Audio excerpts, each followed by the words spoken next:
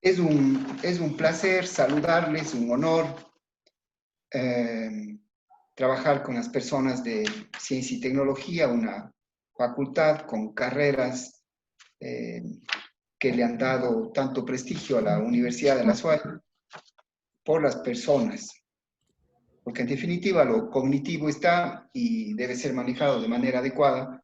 Sin embargo, en la unidad humana, lo cognitivo es una parte y lo emocional y lo ético es algo que está ahí, que se junta, además de otras características como lo intuitivo, lo perceptivo y otras.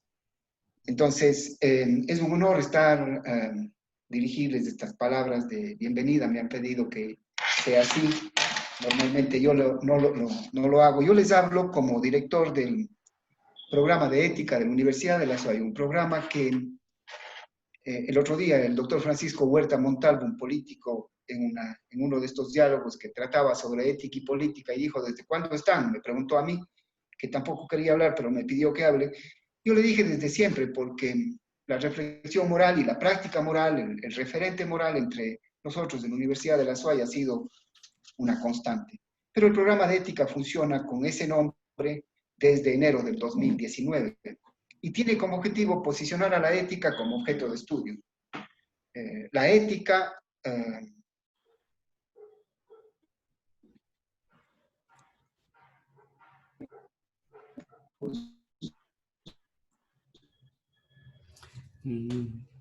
porque todos los seres humanos tenemos opiniones sobre lo que está bien o lo que está mal, y las opiniones son espontáneas, son culturales, y eso está muy bien. La opinión de aquel que no tiene un PhD o una maestría o que no tiene estudios sobre un tema moral no necesariamente es inferior a la de aquel que tiene el conocimiento formal en cualquier, porque si es una buena persona, quizás se aproxima de mejor manera.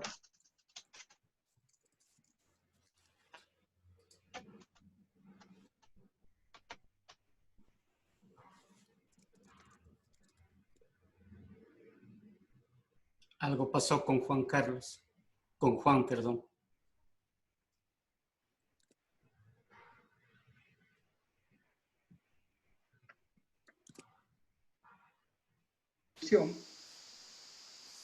Ahí estamos de nuevo, Juan.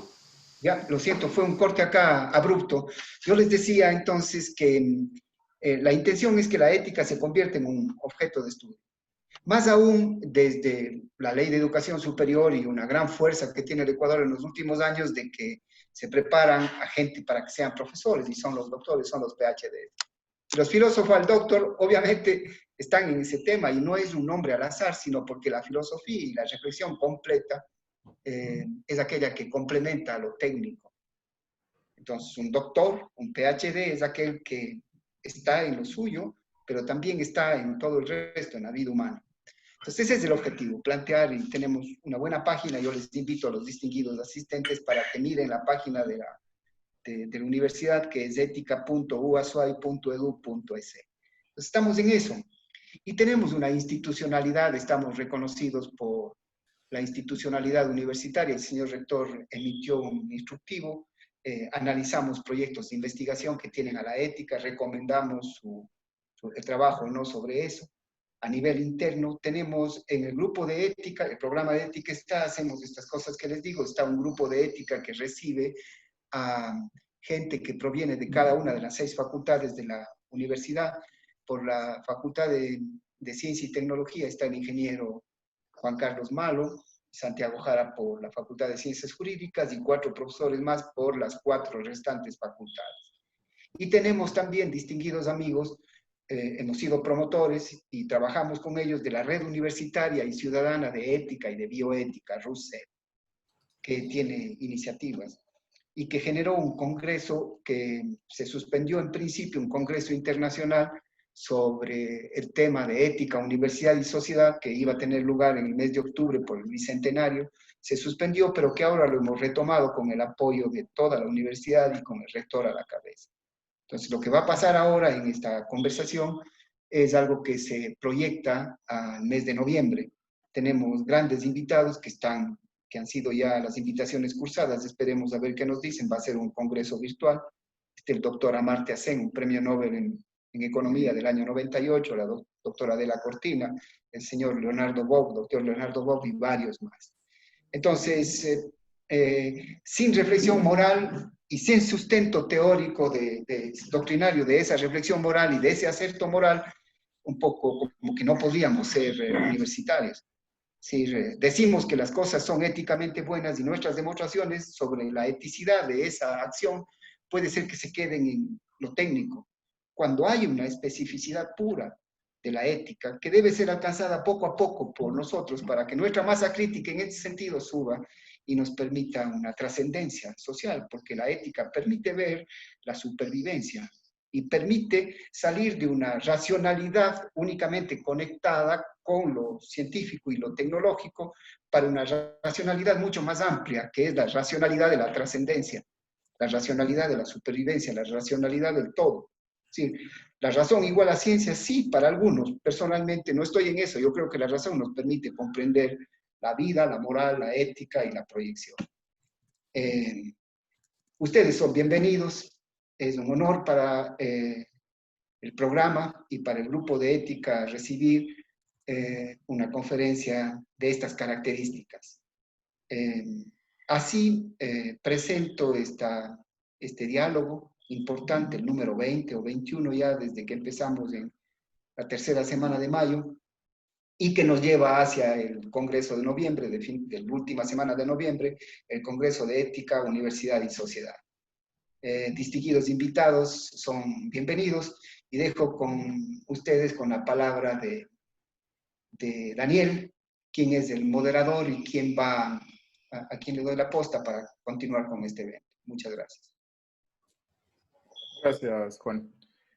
Buenas tardes con todos. Para nosotros como Escuela de Ingeniería Electrónica, en primera instancia, cabe recalcar que somos la primera escuela de la Facultad de Ciencia y Tecnología que está dictando charlas en cuanto a ética. Para nosotros creo que eso también es un halago que hayan contado con nosotros y agradecemos al Comité de Ética también por eso. Nosotros, y voy a destacar una de las frases que tenemos dentro de nuestro perfil profesional que se encuentra dentro de la página de la universidad. Si bien no está en la página del Comité de Ética, podemos incluirla, Juanito, porque en nuestro perfil profesional, justamente cuando estábamos redactando el proyecto de carrera, siempre nos pareció importante el componente ético.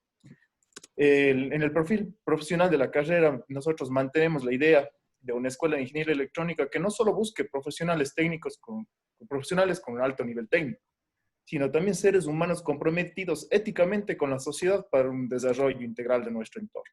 Esa es la frase que está, si ustedes ven en la carrera de pregrado de la Escuela de Ingeniería Electrónica, esa es la primera frase que van a encontrar. Consideramos bien importante justamente trabajar con los estudiantes, y no solamente con los estudiantes, sino con toda la sociedad y el entorno en el cual nos desenvolvemos, con el respecto al temas éticos, temas de responsabilidad, que también consideramos que son bastante importantes. El día de hoy vamos a presentar como Escuela de Ingeniería Electrónica a través del ingeniero Juan Córdoba como conferencista principal y la intervención de la comentarista Marcela Gómez, la charla que hemos denominado Ética, Técnica y Sociedad. Les voy a compartir ahorita la pantalla para mostrarles los currículums de los presentes.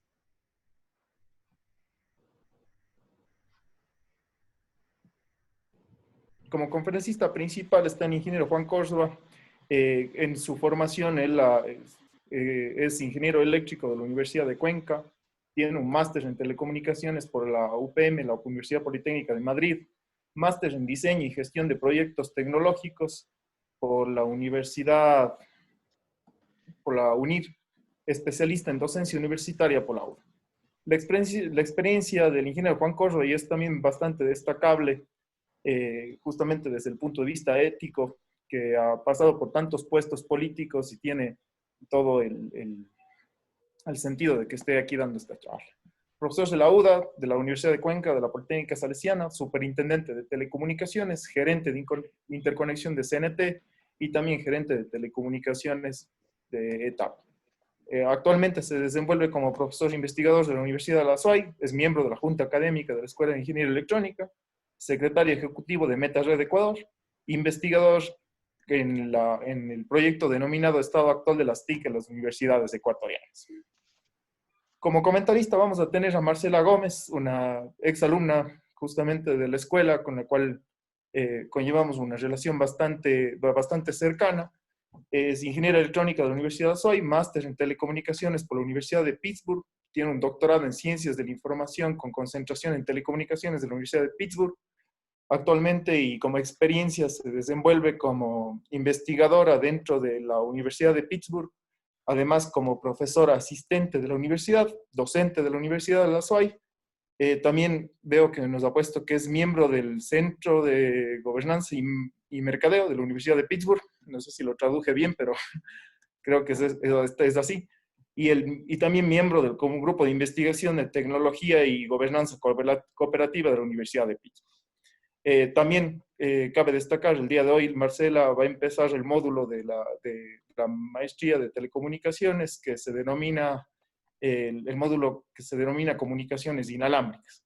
Entonces, estamos aquí también con estudiantes de la maestría de telecomunicaciones, estudiantes de pregrado, que les veo que están algunos inscritos, y además del público en general. Para continuar con la exposición, voy a dejar ahora ya para que haga la exposición el ingeniero Juan Córdoba. Ingeniero Juan Córdoba tendrá 20 minutos para realizar la conferencia. Luego de eso tendremos 10 minutos de intervención de Marcela como comentarista. Daremos 10 minutos más para preguntas de los asistentes que las pueden ir realizando en el chat. Yo me encargaré de darlas a conocer al conferencista y a la comentarista. Y por último, tendremos las conclusiones para dar por terminada la conferencia. Entonces, ingeniero Juan Córdoba, le doy el paso para que continúe usted. Gracias. Muy bien, ¿se ve la presentación en la pantalla? Daniel. Sí. Ya, muchas gracias. Muy bien, buenas tardes con todos, estimados estudiantes de pregrado, de posgrado y amigos que nos acompañan en esta tarde. Inicio aclarando que no soy un experto en temas relacionados con la filosofía, pero sí he aprendido de las experiencias positivas y negativas durante muchos años de servicio al país en el área de telecomunicaciones y la docencia universitaria. Les propongo iniciar con la siguiente interrogante. ¿En qué grado, como decía Daniel, nuestra vocación, profesión y la tecnología en general la ponemos a disposición de la sociedad de una manera ética? Bien, vamos a empezar. La vida en sociedad nos obliga al establecimiento de una serie de normas para regular la convivencia. Y estas normas se reúnen en los órdenes normativos. Estos órdenes normativos pueden ser de carácter moral, de carácter social y también están relacionadas con el derecho. En lo que se refiere al orden moral, es un conjunto normativo endógeno, es decir, propio del sujeto. El sujeto se autoimpone un código de conducta. El individuo lo interioriza y acepta como si fuese obligatorio para él. No existe una sanción externa por incumplimiento. Pongo como ejemplo la caridad. Es decir, si uno no practica la caridad, no es que existe una ley para que le sancione, ¿no es cierto? Eso es una característica, un orden de tipo moral. También tenemos usos de tipo social, ¿no es cierto? Estos usos sociales son de orden exógeno, es decir, fuera del sujeto. No están perfectamente codificados. Por lo tanto, los usos sociales se caracterizan por ¿qué? Por su arbitrariedad, por su subjetividad y por la aleatoriedad. No existe tampoco una sanción externa por incumplimiento. Estoy poniendo otro ejemplo, la forma de vestir. Nadie le va a sancionar, a menos que esté sin ropa, nadie le va a sancionar por la forma como está usted vistiendo. Esto, si bien es algo exógeno, porque es la sociedad la que impone, en todo caso no es de obligada de cumplimiento y no existe una sanción expresa. En cambio, la tercera parte, el derecho, sí es un conjunto normativo exógeno, es decir, de fuera del sujeto. Y aquí sí significa un código de conducta de origen externo. El comportamiento desviado genera inmediatamente una reacción externa de carácter coactivo. ¿Qué significa eso? Que en resumidas existe una sanción. El incumplimiento de una de las normas de derecho ya sea del tipo civil, del tipo penal o de otros, significa una sanción. Pero ya vemos que el orden normativo no solamente tiene que ver con el derecho, es decir, el cumplimiento de las leyes no es suficiente para el actuar de las personas. Más o menos coincido con lo que decía Juan, ¿no es cierto? Tenemos dos partes y yo voy a ahondar en ese tema. La parte del derecho es de obligación, por supuesto, ¿no es cierto? Pero es esta parte moral y esta parte social la que nosotros la debemos trabajar.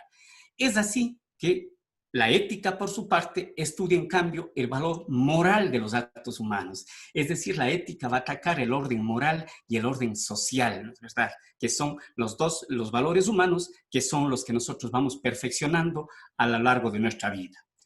El valor ético no deviene de la forma por la que se ha llegado a establecer. Es decir, me refiero a que no se hacen consensos, no se hacen acuerdos, no se escriben reglamentos, sino depende de su coherencia. ¿Con qué? Con los principios morales básicos. ¿Son cuáles?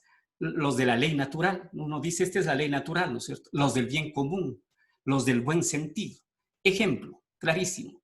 Trata a los demás como uno quiere ser tratado.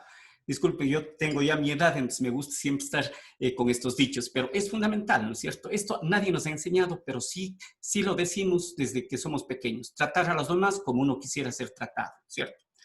Si la ética fuese únicamente fruto de un consenso, de una votación, podríamos llegar más bien a verdaderos desordenamientos, no ordenamientos, que van a reflejar solo intereses de un grupo y se oponen claramente al bien común, o que, como las leyes, van a normar asuntos específicos que pueden ser diferentes, ¿cierto?, de diferente concepción en diferentes épocas. En este contexto se explica claramente por qué algunas leyes cambian en pocos años, y más en sectores tecnológicos, estratégicos como el nuestro, las telecomunicaciones electrónicas, provocados por ese rápido cambio tecnológico. Pero no lo hacen así los principios éticos, porque esos son los que están valorando nuestros actos. Estos principios perduran, no cambian como la ley de telecomunicaciones cada 10 años o como la ley de competencia, que cada vez que existe un nuevo invento tecnológico, pues tiene que irse adaptando. Voy a continuar. También he recogido algo bien importante aquí. Pocas épocas de la historia humana han expresado tanto interés por la doctrina moral como se debería manifestar ahora en nuestro tiempo. En Occidente se podrían señalar dos momentos similares. La sociedad griega en el siglo V a.C., en la época de Sócrates, y a finales del siglo XVII, la cultura europea en el tiempo del filósofo alemán Kant, en lo que se abrieron grandes discusiones sobre el tema ético. En ambos casos, a la ética fue inducida por la alarma que había causado la decadencia de la moral en la reflexión filosófica y en el comportamiento de los ciudadanos. Pues bien, ambos fenómenos parece que se repiten en nuestro tiempo. Este momento es una denuncia generalizada que ni la doctrina moral ni el comportamiento ético gozan hoy de la seguridad que debieran en nuestra sociedad. En efecto, políticos de diversas tendencias ideológicas, economistas, sociólogos, filósofos, los responsables de la vida cultural y en general todas las personas, este momento debemos levantar la voz de alarma ante el vacío de valores éticos que padecen amplios sectores de nuestra cultura y que se han develado más en este momento de emergencia. Yo en este punto me siento muy contento porque la comunidad UDA, afortunadamente, el tema está siendo abordado por el programa de ética de la universidad para contribuir con los procesos académicos relacionados con la investigación, docencia, servicio a la sociedad, gestión universitaria, para el fortalecimiento de los propósitos institucionales de la universidad, programas que sin duda pueden ser ampliados a todas las universidades y a la sociedad en general. Me gustó mucho cuando Juan al inicio decía, va a llegar un momento que sí queremos ser un referente, ¿no es cierto? Un referente y también ser grupo de personas que podamos trabajar en recuperar estos valores éticos. En la siguiente lámina, bueno, primero le pongo a una persona que ya le vamos a analizar. Si alguien le está reconociendo, pues a pesar de que no es una foto, es una pintura, pero es fácil de reconocerla. Y en esta lámina quiero fundamentalmente presentarles lo que yo considero más importante de esta presentación. Es decir, saber que los profesionales, los técnicos, los que estamos expertos en tecnología, tenemos una caja de herramientas precisa para el buen actuar, para actuar de manera ética. Esa caja de herramientas está compuesto por nosotros mismos, las personas, ¿no es cierto? Aquí por eso he puesto la foto de una persona muy importante y que yo le admiro mucho. Y, de hecho, esa caja de herramientas tiene dos partes y nosotros somos soma, ¿cierto? Es decir, el soma está relacionado con nuestra afectividad. Está relacionado con qué nomás? Está relacionado con las pasiones, con los sentimientos, con las emociones. Está relacionado con la parte física, con la corporabilidad, ¿cierto? Está relacionada con los sentidos, los deseos, los instintos. Y todo esto conforman nuestra parte que la llamamos irracional. Entonces, miren, con estas pasiones que tenemos que controlarlas, sin embargo, estos están presentes en un ser humano. Pero por otro lado está la parte más importante, que es el psiqui. En esa parte nosotros vamos a tener el intelecto. El intelecto como parte de esta caja de herramientas que nos ha dado la naturaleza, ¿no es cierto? Y en el intelecto, ¿qué está? La inteligencia. ¿Para qué? Para descubrir la verdad. Está la voluntad. ¿Para qué? Para poder decidir. Está la memoria, para recordar, para no olvidar las cosas, ¿no es cierto? Posiblemente perdonar y no olvidar, ¿sí? Entonces, esto ataca directamente a nuestro corazón. Y esta caja de herramientas fundamental que nos ha dado ya la razón, está acompañada de algo que realmente es lo mejor que podemos tener los humanos. Y se llaman así, por eso se llaman las virtudes humanas. Y las virtudes humanas son realmente parte de esta caja de herramientas y son ¿cuál? La sinceridad, la justicia, el orden, la obediencia, la paciencia, la generosidad, el pudor, la sobriedad, la prudencia, la humildad, el optimismo, la templanza. Fíjense ahora mismo, los jóvenes profesionales necesitan mucha templanza para no quebrantar primero en sus ideales, ¿no es cierto? Tener la suficiente templanza para no quebrantar y segunda, para no sumirse en el mundo de los otros, de cómo están haciendo más las cosas. Entonces, fíjense ustedes, es una caja de herramientas completa. Y les digo caja de herramientas para entender rápidamente que somos técnicos y esta es la verdad. Ahora bien, podemos ver ya como profesionales y como ingenieros. Dado la formación que tengo, me voy a referir a las telecomunicaciones, pero es aplicable a todas las profesiones. Los ingenieros vivimos en un ecosistema en las telecomunicaciones, un ecosistema inmenso en donde se influye la parte política, la parte estratégica, todas las características que tienen las telecomunicaciones. Los ingenieros estamos presentes en todo ese ecosistema de las telecomunicaciones. Podemos estar en la investigación, de hecho lo estamos. Entonces estamos ser éticos en esos actos de la investigación. Estamos en el diseño de proyectos para sacar adelante las redes, sacar adelante las ciudades inteligentes, sacar adelante a las sociedades conectadas, ¿no es verdad? Estamos también presentes en la fabricación de los productos que se necesitan, del hardware que se necesita para poder hacer lo anterior.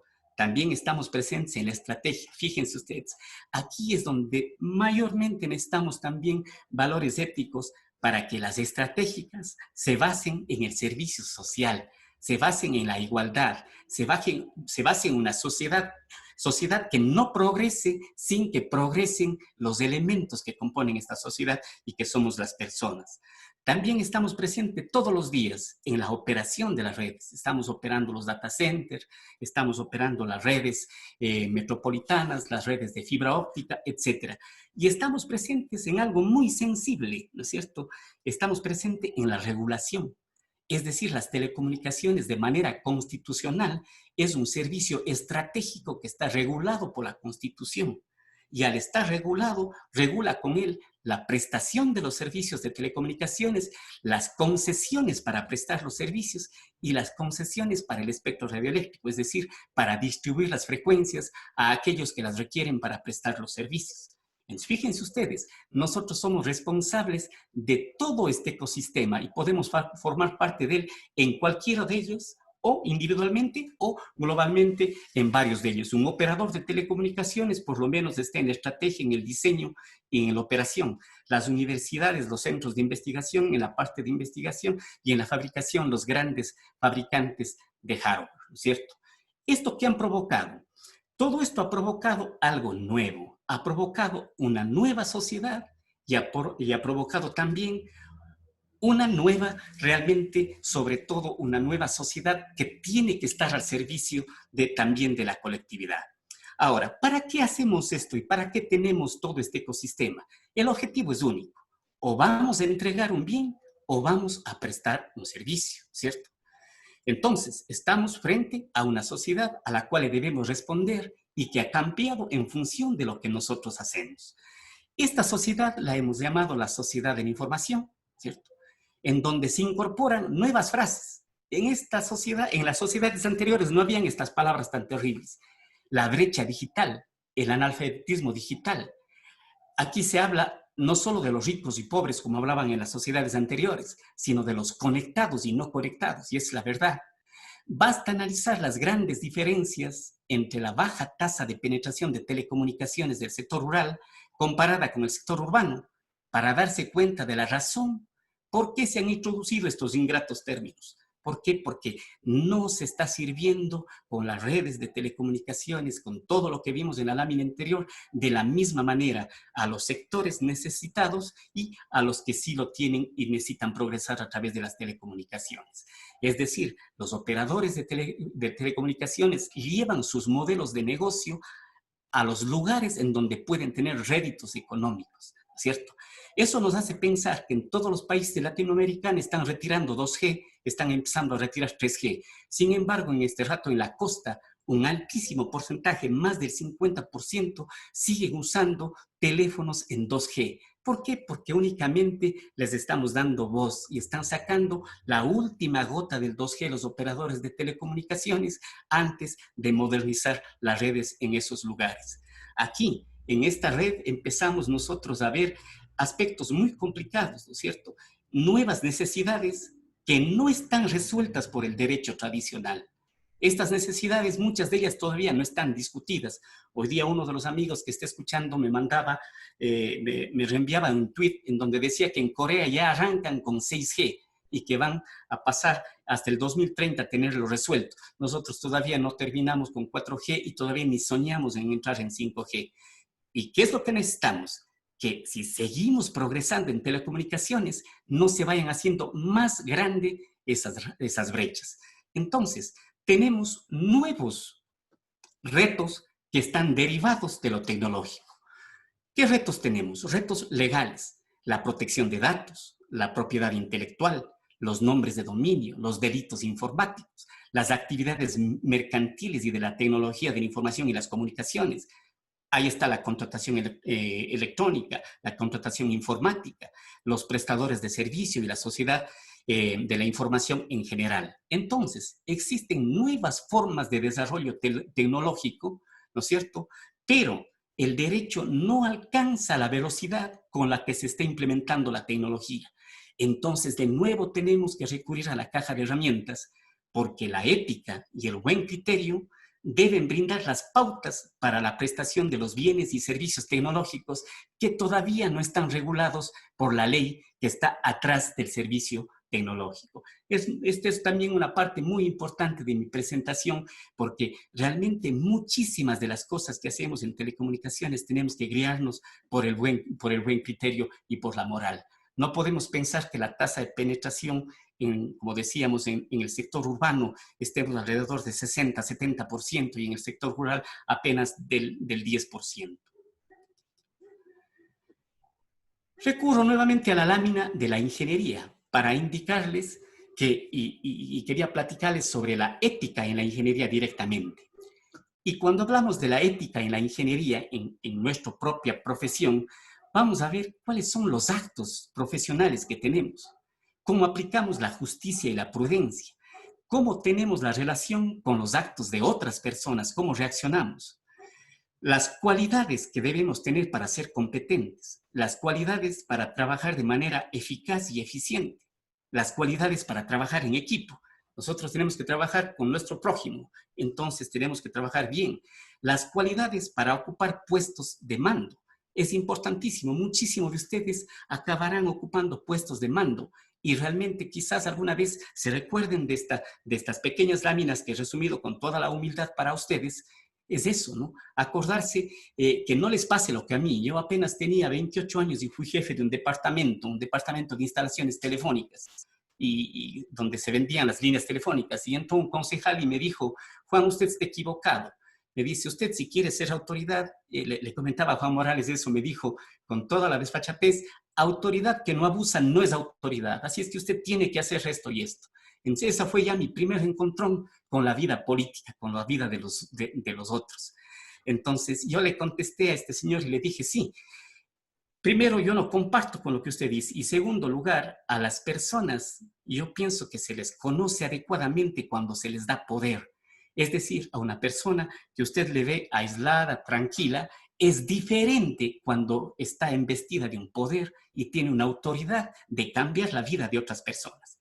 Ahora, ¿qué es lo importante? Que estas cualidades sean cultivadas para que ese poder, también alguna vez Daniel, no se ha de olvidar, alguna vez Daniel Iturralde me decía, lo que pasa es que no hay cómo meterse porque la política está tan mal. Y yo le hice un razonamiento y él lo aceptó inmediatamente. Lo que pasa es que si no se meten ustedes, los jóvenes que tienen ética y moral, entonces vamos a seguir en las manos de la misma gente, ¿cierto? Entonces, estas son cosas importantes que nosotros debemos irlas cultivando. Entre la ética de la ingeniería también están cosas como estos. El ingeniero va a estar en ese ecosistema como administrador, como jefe de proyectos, dirigiendo trabajos, trabajando como técnico, en las empresas, como profesor, como investigador, es decir, en una serie de lugares en donde van a tener gran injerencia, como les decía, incluso en estos puestos con alto poder. No voy a analizar todos estos puntos, necesitaríamos realmente mucho tiempo para ello y en alguna cátedra, tal vez en la gerencia de proyectos que vemos el próximo ciclo con las personas de pregrado, mencionaremos otras. Pero aquí por lo menos veo y quiero introducirles a los actos profesionales, ¿no? Actos profesionales que deben estar sujetos a valores. Cada una de las personas que ejercemos una profesión realizamos una actividad compuesta por intenciones, por actos y omisiones, aparte de los fines que perseguimos. Cada intención, cada acto y cada omisión tiene un valor ético, tanto si somos conscientes de ello como si no lo somos. De manera que toda actividad rectamente encaminada debe constituir un servicio a los demás. Fíjense ustedes, no solamente vamos a ser juzgados por nuestros actos, sino también por nuestras omisiones. Luego tendríamos que analizar también las circunstancias que nos rodean, cómo debemos desempeñarnos en relación a nuestro entorno, cómo calificar lo que se haga o se deje de hacer y la licitud de nuestros actos. No quería dejar pasar y no quiero terminar, ya casi estoy por los 20 minutos, sin hablar de la responsabilidad. Fíjense ustedes que responsabilidad con ética están sumamente relacionados. En el castellano, una de las asunciones que se hace en el castellano dice, responsabilidad es la obligación de asumir las consecuencias de los propios actos. Eso es ser responsables, ¿no es cierto? Nosotros debemos ser responsables de todos los actos, de los que salen bien y de los que salen mal. También existe otra interpretación en el diccionario también, y esta es la más importante y también la quiero dejar dentro de la caja de herramientas. Es la cualidad de ver a priori aquellas consecuencias. Fíjense ustedes, responsabilidad, la obligación de asumir las consecuencias de nuestros actos, pero también el ser responsable es tratar de lograr una habilidad para conocer a priori aquellas consecuencias y decir, miren, si hago esto puede pasar esto y esto, ¿no es cierto? Es lo que en los proyectos llamamos la gestión de riesgo, ¿es verdad? Siempre que hacemos un proyecto también hacemos un estudio de riesgo. En cuanto a la responsabilidad, también nosotros tenemos que desarrollar esto. El primer significado le puedo dar un ejemplo, es un director de proyectos, por ejemplo. Dicen, ¿qué se dice? El director de proyectos será el responsable si hay errores.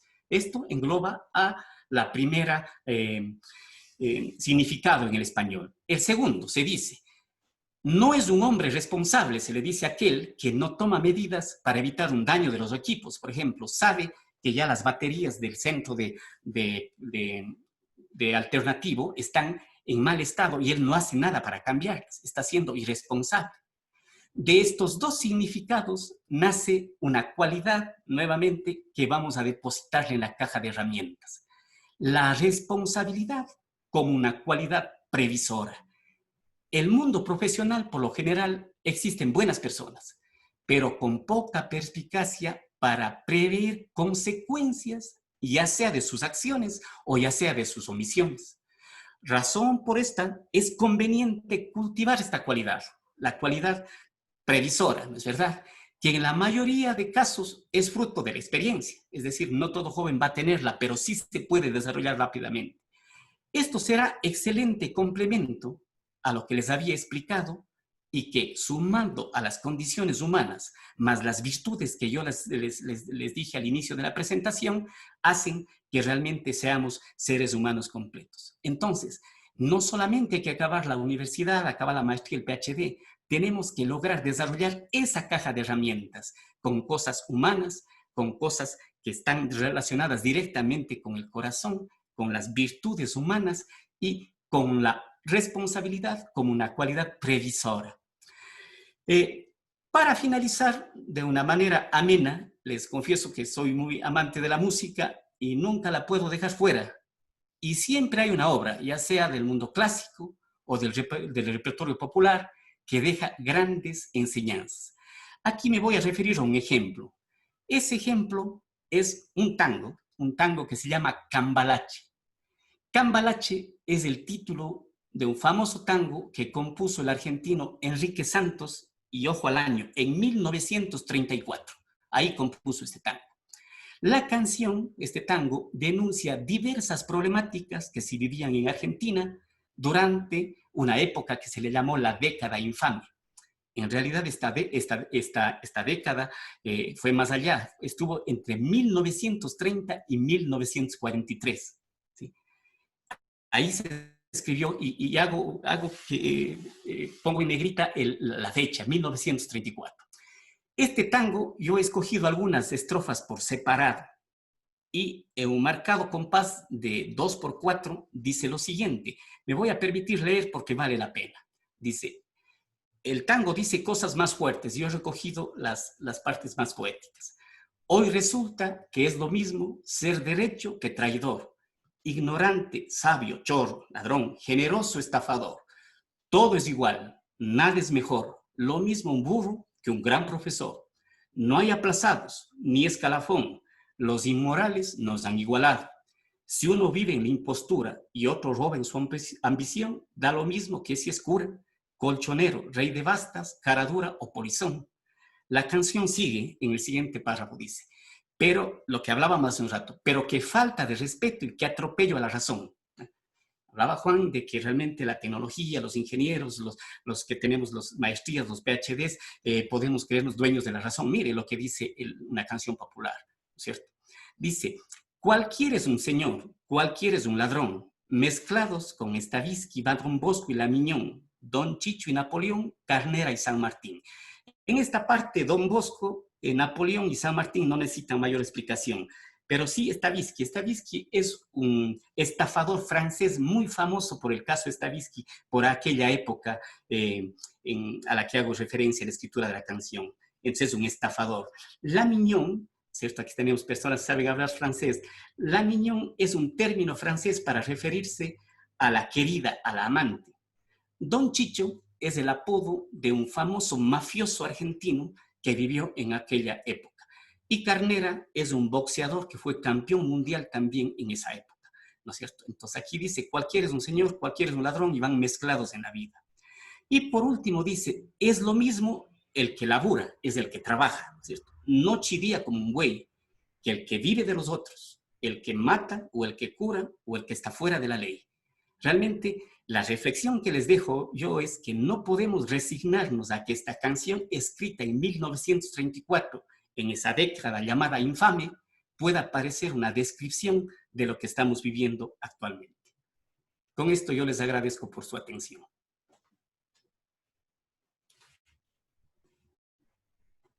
Muchas gracias, Juanito. Excelente la presentación, creo que bastante clara. Ahora le damos paso a Marcela. Marcela va a hacer comentarios acerca de la presentación de Juan Corso. Tiene 10 minutos. Primero que nada, buenas noches con todos y muchísimas gracias por la invitación. Es para mí siempre un honor poder ser parte todavía de la Universidad de la SUAY, una universidad que me dio mi formación en ingeniería electrónica, y es un lugar al que siempre tengo mucho gusto de regresar. Espero que mis comentarios hagan justicia a la excelente presentación de Juanito. En general me parece excelente la iniciativa de empezar a hablar de ética dentro de los diferentes aspectos que manejamos en nuestra vida. En particular, siendo miembros de la Universidad de la Facultad de Ciencia y Tecnología, obviamente es importante analizar que la ética no solamente está relacionada con temas sociales, temas de ciencias sociales, temas humanísticos, sino es muy importante también considerarla dentro del tema tecnológico.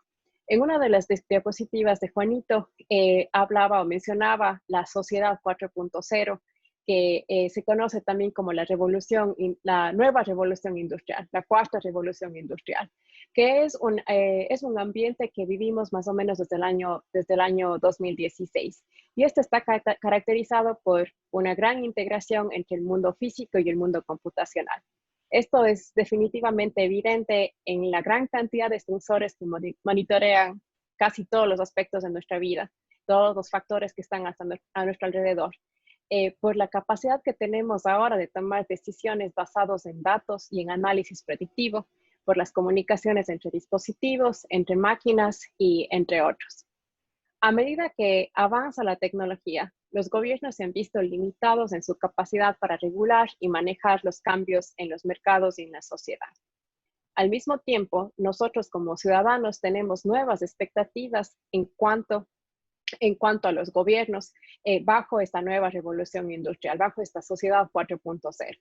Nosotros tenemos una nueva capacidad de acceso a datos, acceso a información, y también tenemos la posibilidad de diseminación casi instantánea, la cual nos ayuda o tiene el potencial de cambiar nuestra perspectiva y validar o cuestionar lo que nos presenta.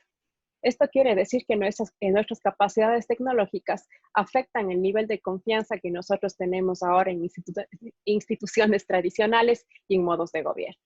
Sin embargo, el punto que hacía Juanito durante su presentación y que es muy importante, nosotros para poder explotar este potencial de cambio y para poder explotar esta información que tenemos a nuestra disposición, necesitamos ser capaces de discernir la información que encontramos y la información que diseminamos. Tenemos que pensar antes de distribuir la información. Como nos decía Juanito, es el análisis de riesgos. El análisis de riesgos, sí, es obvio, si es que tomamos una decisión que va a dañar equipos de miles de dólares. Pero también, ¿qué pasa desde el punto de vista ético en decisiones tan importantes como compartir un mensaje de WhatsApp? ¿Qué pasa si es que yo conozco que la fuente no es fidedigna? ¿Qué pasa si es que yo sé que el mensaje que voy a compartir puede dañar la reputación de una persona y sin embargo lo hago? Entonces, esta capacidad de discernir y esta capacidad de tomar una decisión que va con los principios morales y los principios éticos es imperativa en todos los aspectos de nuestra vida. En ingeniería, volviendo al tema de la confiabilidad y la confianza que cambia durante este nuevo sistema de acceso a la tecnología y de acceso a la información. Dentro de la ingeniería, nosotros estamos familiarizados con el tema de confiabilidad en los sistemas y sistemas tecnológicos. Cuando nosotros convertimos una idea en un producto, parte de nuestro proceso es verificar que el sistema funcione bajo las condiciones en las que el sistema va a operar. En el proceso de desarrollo pasamos por múltiples versiones y obviamente en cada una de las versiones tratamos de mejorar lo que falló en la versión anterior. De una u otra forma, nosotros como ingenieros estamos en una posición privilegiada, ya que nuestra formación nos ayuda a entender cómo funcionan las cosas. Cuando era estudiante de ingeniería decía que la ingeniería nos quita la magia de las cosas. ¿Por qué? Porque ya no es simplemente algo que presiona un botón y empieza a funcionar. Ahora sabemos qué es lo que hace que las cosas funcionen. Esto que acabo de mencionar es una faceta bastante técnica de la ingeniería. Una faceta en la que los resultados son claros, son medibles, son cuantitativos y donde tenemos una respuesta correcta y una respuesta incorrecta. Si la calculadora que creamos nos da como resultado que 2 más 2 es igual a 5, sabemos que está mal, sabemos que algo está funcionando, que no está funcionando correctamente. Como mencionó Juanito en su presentación, nosotros tenemos que considerar las múltiples facetas y los múltiples roles que tenemos como miembros de la comunidad. No solamente aquellos roles que significan que vamos a comprobar que la calculadora me esté dando el resultado adecuado. Esto quiere decir que debemos pensar en el impacto que la tecnología que manejamos tiene en la sociedad. Como un ejemplo puntual, podemos pensar en los sistemas de inteligencia artificial y los de machine learning. Si nos enfocamos en el aspecto matemático, nosotros podemos desarrollar modelos de predicción con una exactitud del 99.99%, que minimicen la utilización de recursos computacionales, que maximicen la velocidad de ejecución, entre otros parámetros técnicos. Desde el punto de vista técnico, este puede ser un algoritmo maravilloso. Pero, ¿qué pasa si este modelo que está basado en datos sesgados, está basado en datos sesgados que perjudican a poblaciones vulnerables? ¿Qué tal si este sistema puede ser utilizado por solo una fracción de la población? ¿Qué pasaría si este sistema permite la explotación de información privada de los usuarios? Es lo que decía Juanito hace un momento. ¿Por qué si es que ahora tenemos tantas tecnologías disponibles? Ahora hablamos de la brecha digital. Y la brecha digital no afecta solamente a países en Latinoamérica, sino ahora en la época del COVID se hizo también muy evidente en países desarrollados, como por ejemplo en Estados Unidos. El momento en el que tuvimos que migrar a educación online, a educación por Internet, nos dimos cuenta que existía una gran población en áreas rurales y en áreas semiurbanas que no tenían acceso a Internet. Entonces, lo que pasa es que tomamos decisiones que pueden ser muy factibles desde el punto de vista de poblaciones privilegiadas, de poblaciones que tienen acceso a los recursos, pero discriminan totalmente a las poblaciones vulnerables que tal vez son las que mayor ayuda requieren. Otro ejemplo en este sentido es algo que se ha venido dando en el uso de algoritmos. Existió un caso en el que se desarrolló un plan para monitoreo policial de diferentes barrios en una ciudad determinada. El problema era que como había mayor monitoreo policial en estas áreas vulnerables, la cantidad de datos que se generaban eran específicos de estos barrios. Entonces, como resultado, se tenía que el índice de criminalidad o la cantidad de robos, asaltos en estos lugares o asociados con esta población eran mucho más altos. Pero el problema no era esa la causa, no era la causa ese barrio o ese grupo social. El problema era que se estaba discriminando a la gente, ya que se colectaba información únicamente de estos segmentos de la población. Entonces, nosotros podemos, como ingenieros, tratar de desarrollar y explotar nuestras capacidades técnicas, pero si es que no tomamos en cuenta cuál es el efecto que estas tecnologías van a tener en la sociedad, no estamos cambiando absolutamente nada. Tal vez no está en nuestras manos hacer que los sistemas legales y gubernamentales se alineen con la tecnología. ¿Por qué? Porque no somos abogados, porque ese no es nuestro nicho y esa no es nuestra formación. Sin embargo, lo que nosotros sí podemos considerar y controlar como ingenieros desde, como digo, esta posición privilegiada de conocimiento, es que las tecnologías cumplan con las expectativas de los usuarios. Esto no significa hacer que el dispositivo funcione, y no me voy a cansar de decir esto, no es solamente que se prenda o se apague, que me dé el resultado que espero o que no. Esto significa hacer que la tecnología avance para el beneficio de la sociedad, que tenga como base principios éticos y morales. Nosotros debemos pensar en las alternativas de gobernanza de estos sistemas, en las que existen normas que asignen responsabilidades, verifiquen acciones y de esta forma aseguren la escalabilidad y la permanencia de los mismos. Generalmente estamos acostumbrados a hablar de gobierno y tenemos los gobernantes y la política y tenemos a quien acusar por último de las cosas que están mal. Pero yo les estoy hablando de gobernanza. Gobernanza es una medida que va desde los ciudadanos hacia los niveles más altos de jerarquía. Nosotros como ciudadanos tenemos la capacidad de vigilar lo que hacemos y de esa forma todas las acciones morales que tomamos a nivel individual pueden generar pueden generar efectos positivos en los niveles más altos de jerarquía. Esto tiene que ver con lo que decía Juanito, que había discutido con Daniel. ¿Qué pasa si es que nosotros, sí, la política está tan mal, y si es que somos parte de cierto partido político o nuestra gerencia o nuestra actividad está durante cierto periodo, van a afiliarnos con ciertas medidas, con ciertas acciones, y sí, todo está complicado en la política y es difícil salir con las manos limpias. Pero no se necesita tener este pensamiento, sino tenemos que tener la idea de que nosotros a nivel individual podemos empezar a cambiar las cosas. Si es que no somos nosotros, entonces ¿quién? Esto definitivamente no es una tarea fácil. El mundo tecnológico siempre me ha parecido como un tren que estamos tratando de arreglar mientras está avanzando a toda velocidad. Sin embargo, nosotros debemos pensar que antes que ingenieros, antes que abogados, antes que cualquiera sea nuestra profesión, antes que personas que tienen maestría, antes que personas que tienen un doctorado, somos seres humanos que vivimos en una sociedad.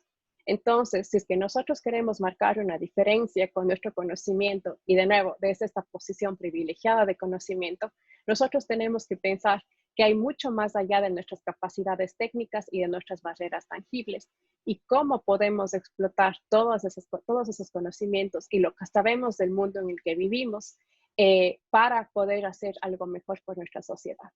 Todos ustedes son parte de esta discusión en ética, entonces ya no hay una excusa de que no sabíamos qué es lo que pasaba, no sabíamos cómo se conectaba la tecnología con los aspectos morales de nuestra vida.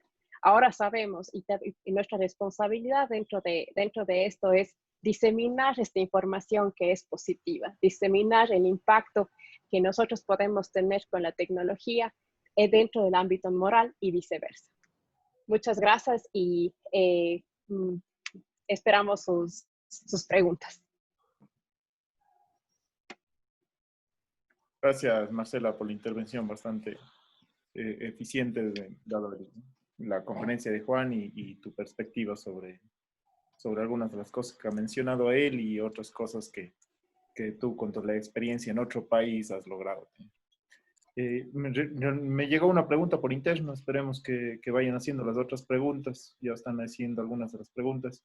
De Sebastián Uguña: buenas noches, ingeniero Córdoba, felicitarle por la excelente presentación. La pregunta es, ¿cómo podemos cambiar la mente de las personas de la nueva generación que hayan formado parte de algún tema de corrupción, ya que la ética viene dictada desde el hogar para que no existen en un futuro actos de corrupción como está pasando actualmente en el país?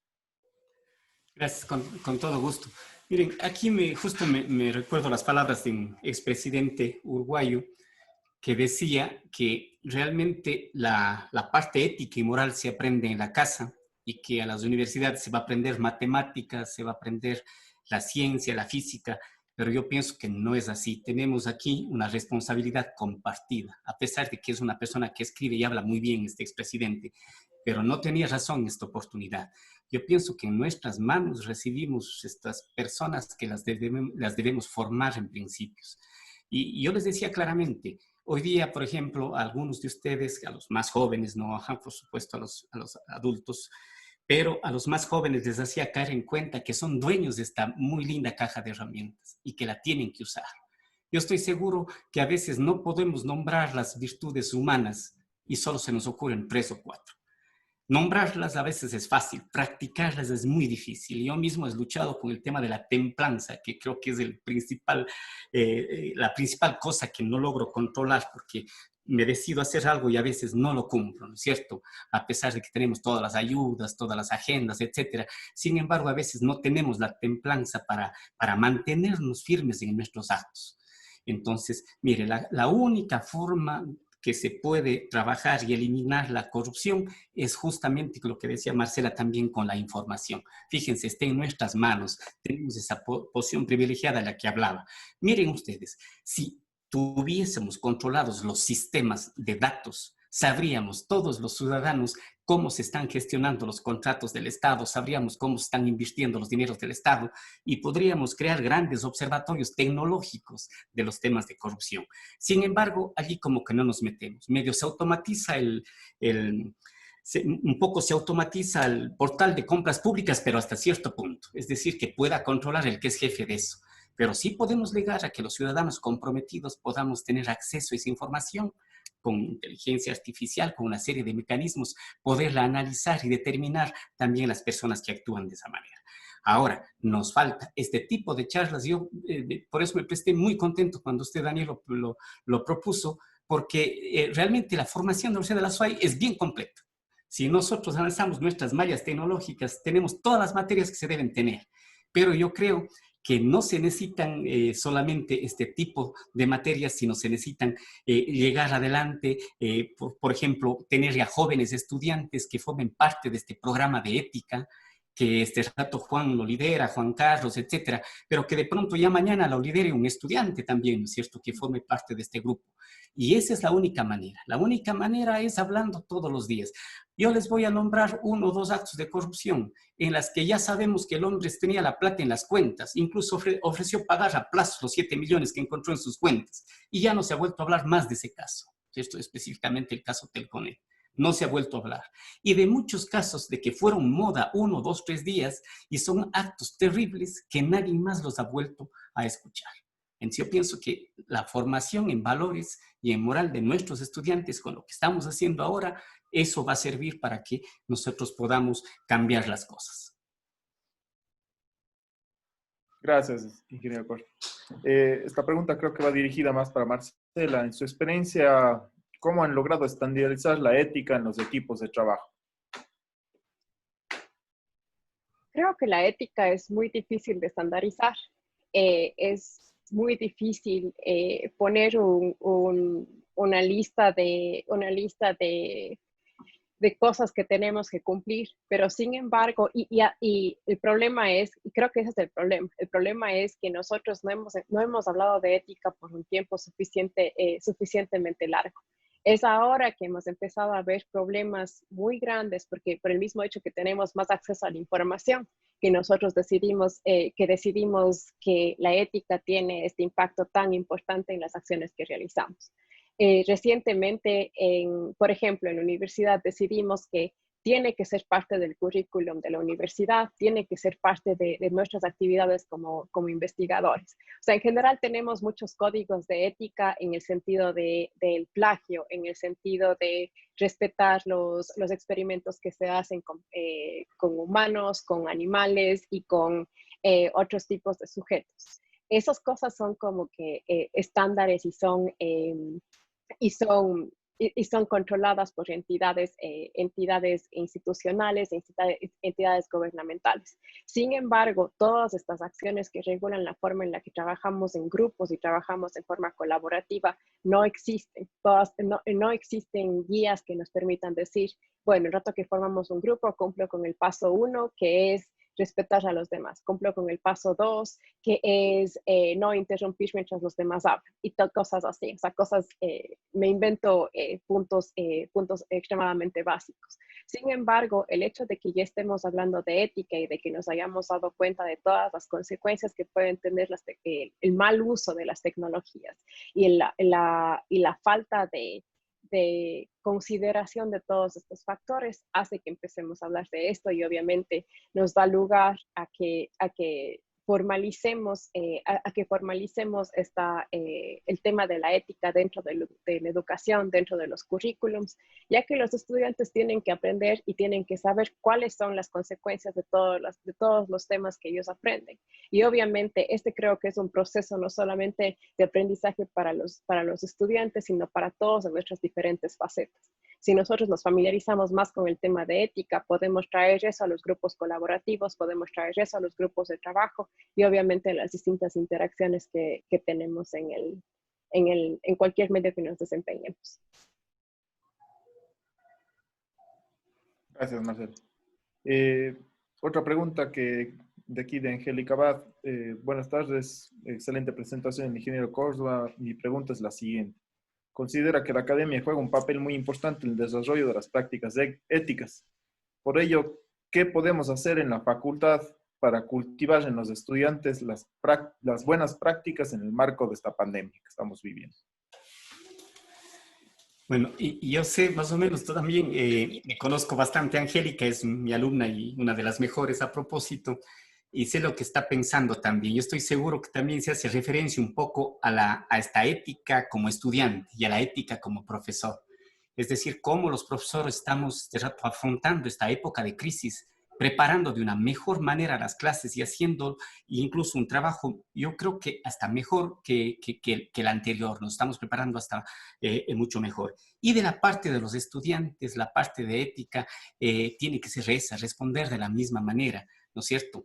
Tenemos muchas complicaciones, tomar un examen de matemáticas en línea es es muy difícil. Ahora estamos viendo aplicar mecanismos de proctoring, etcétera, pero es muy difícil tomar un examen de matemáticas. Entonces, sí debemos tener este principio ético también de confiar en nuestros estudiantes, claro, teniendo las medidas pertinentes para que no pase, pero tratar de tener controlado ese tipo de evaluaciones. Ahora, ¿cómo participar, Angélica? Tú eres muy participativa. Por ejemplo, hablaba de estudiantes ya dentro de este programa de ética. Yo estoy seguro, Juan Morales, que debe tener varios estudiantes, pero yo pienso que de la facultad nuestra tenemos que hacer un aporte con un grupo de personas que formen parte de este programa de ética y que le pongamos de moda a las buenas costumbres, la moral y la ética en nuestra facultad, que sí, que siempre las ha habido, que es una facultad realmente a la cual yo quiero mucho y ya estoy acabando casi, voy a jubilarme en ella, pero que realmente sí vale la pena que estos temas tengan realmente una mayor prioridad. Gracias, Juanito. Sí, ahí creo que a Juan le podemos dar la palabra al final para que despida y algunas cosas que podríamos aportar nosotros como Escuela de Ingeniería Electrónica y también como Facultad de Ciencias y Tecnología. Claro, Alex López también hace una pregunta. Excelente presentación para el ingeniero Juan Córdoba. Sé que la ética está en nosotros, los nuevos jóvenes, los nuevos profesionales, y somos quienes debemos sembrar ello. Pero la pregunta es, ¿cómo puedo de manera más rápida implementar ese cambio? ¿Alguna experiencia personal? A él le nace una idea de promover conferencias de este tipo para empresas del sector público. Sí, mire, yo estoy de acuerdo y me imagino algo. Mire, estos días de encierro son súper útiles. Yo estoy pensando en algo, mire. ¿Por qué se develó todo el tema de la salud, la corrupción en la salud? Se develó por el tema de la pandemia, ¿no es cierto? ¿Sí? ¿Por qué se develó la inequidad en cuanto a los servicios de Internet? Se pudo realmente por la pandemia. Entonces, ¿por qué? Porque los ciudadanos nos vimos obligados a ser observadores principales de este tema de la pandemia y el tema de la corrupción. Entonces, yo sí quisiera, por ejemplo, en el programa de ética, ver si podemos trabajar la Facultad de Ciencia y Tecnología en crear un pequeño observatorio de aquellos cargos, por lo menos de los campos estratégicos que están relacionados con nosotros, que podría ser el petróleo, la energía eléctrica, las telecomunicaciones, etcétera, y tener unos pequeños observatorios para que por lo menos estas personas que no las estamos poniendo nosotros en el poder, que son los gobiernos de turno las que les ponen, se sientan observados por gente decente. Y yo estoy seguro que cuando se sientan observados por gente decente, van a tener que actuar bien.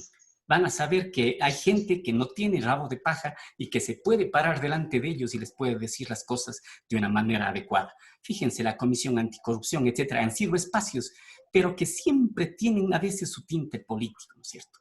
Pero si sale de los estudiantes, si sale de las ideas universitarias de gente muy joven que está alrededor entre los 18 y 23 años, yo pienso que van a tener mucho cuidado de sentirse observados por ustedes, por la juventud.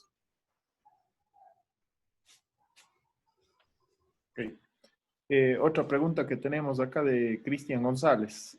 Buenas noches. A su percepción y desde el punto de vista ético, ¿qué parámetros afectan actualmente el desarrollo tecnológico de nuestro país y qué tanto afectan estos parámetros en la brecha digital actual que poseemos y cómo podríamos empezar a hablar de un cambio?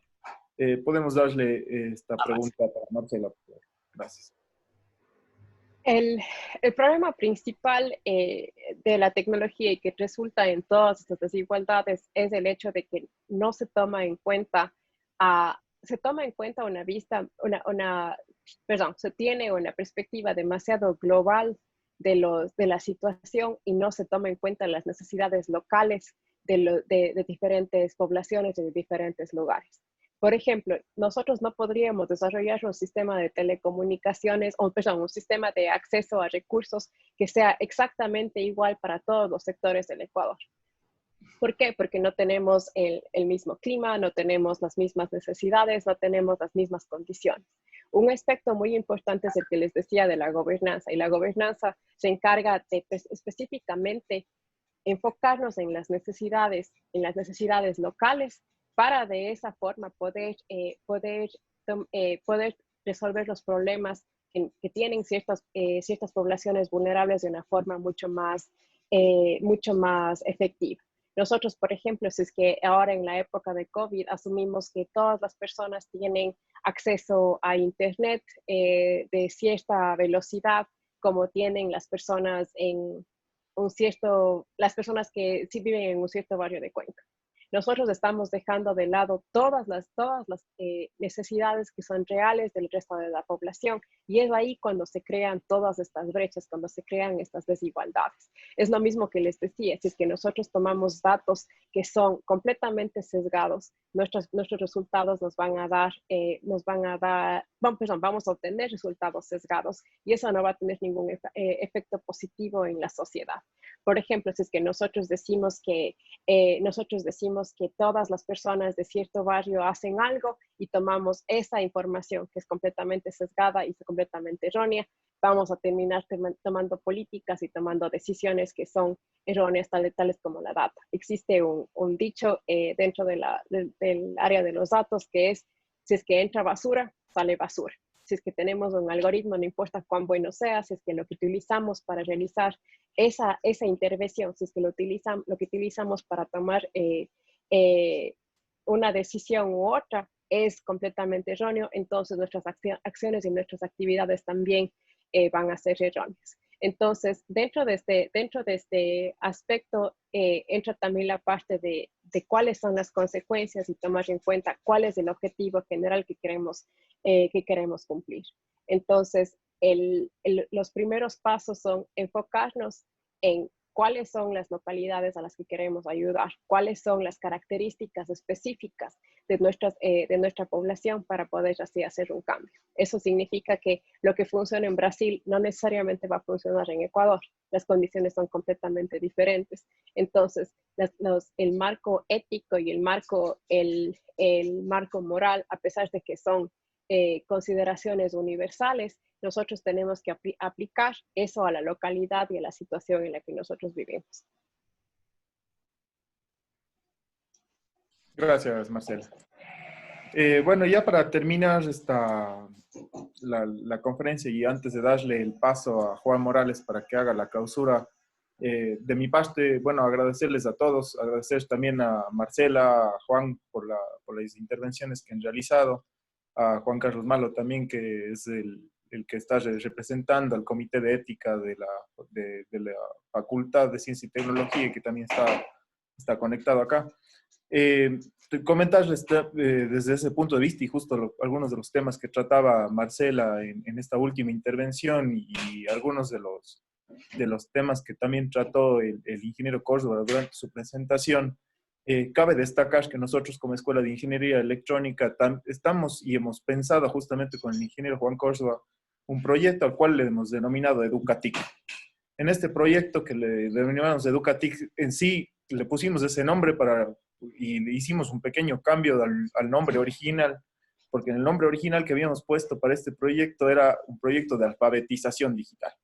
Hicimos el análisis justamente de la penetración de conectividad de las personas en sectores rurales y en sectores urbanos, y nos dimos cuenta de que hay un trabajo bastante exhaustivo que nosotros como escuela de ingeniería electrónico, como universidad, podríamos hacer para mejorar la calidad de vida desde el punto de vista tecnológico de las personas de los sectores rurales.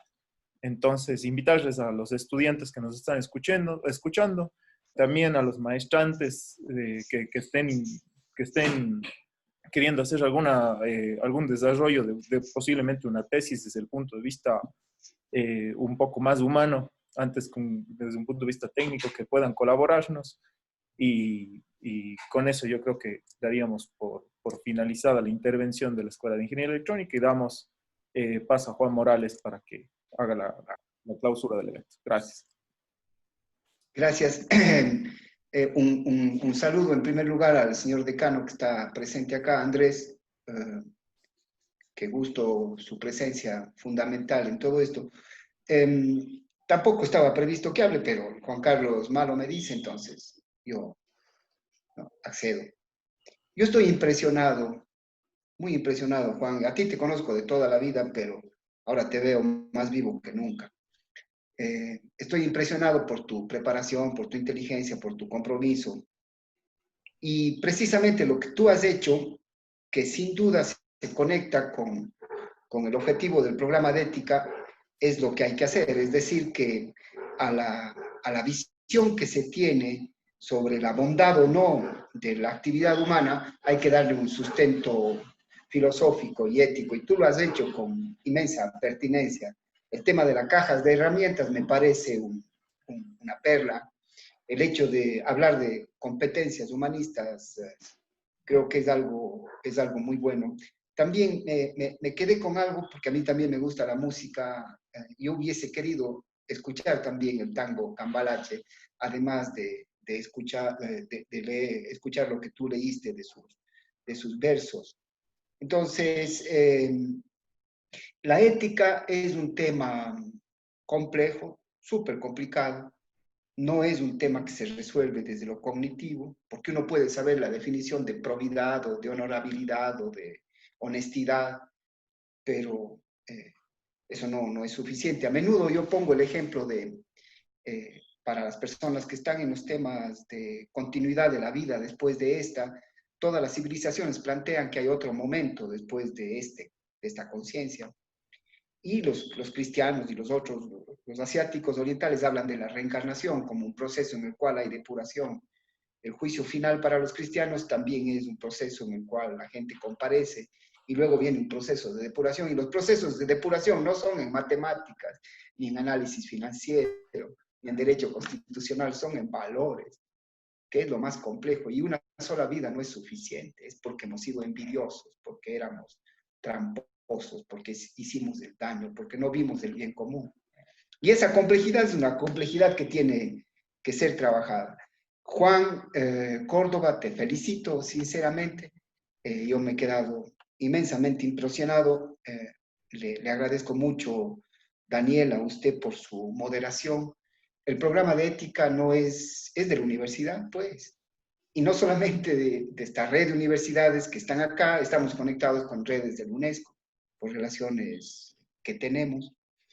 Y Marcela, qué gusto escucharle, y lo suyo me permite una última reflexión. Si entra basura al sistema informático, sale basura. Si al sistema humano, que es bastante más complejo que el sistema informático, que es absolutamente burdo frente a la complejidad de los sentimientos, de las emociones, de la moral, del sentido de vida, del sentido de muerte, si entra basura en nuestras vidas, sale basura. Entonces hay que cuidarnos y hay que cultivarnos, hay que tener más datos. Y datos significa comprender la condición humana. Y concluyo un poco esta intervención también emocionada, lo siento, con una idea permanente y cabal desde lo mío. La racionalidad jamás se extingue en la ciencia o en la tecnología. La racionalidad es una racionalidad filosófica que permite comprender al hombre desde su complejidad y en su relación con la trascendencia y con la sostenibilidad. Agotar la razón en la ciencia y en la tecnología es una especie de cercenamiento de esa maravillosa característica humana que nos permite comprender. Entonces, obviamente la ciencia dentro de la razón, por supuesto, pero y ese es un para filosófico, es un para moral. Felicito ampliamente, Juan, Marcela, espero que usted pueda considerar la invitación que le había hecho tras bastidores. Fíjese cómo me acuerdo todavía del Teatro Cuenca. No se acuerda, pues soy chico de Juan, sí, tras bastidores de lo que estaba atrás del escenario. Que considere para que todo el grupo de estudiantes y profesores, teniéndole a usted en Pittsburgh y todo lo que eso representa a nivel de redes y de trabajo, puedan participar. Y usted puede tener un epicentro acá, que esta es siempre su casa. Señor decano, le felicito. Sin duda que la participación de ciencia y tecnología es importante. De esta manera y a petición de las personas, declaramos concluido este evento agradeciendo a todos los participantes. Muchas gracias. Muchas gracias. Muchas gracias. Gracias.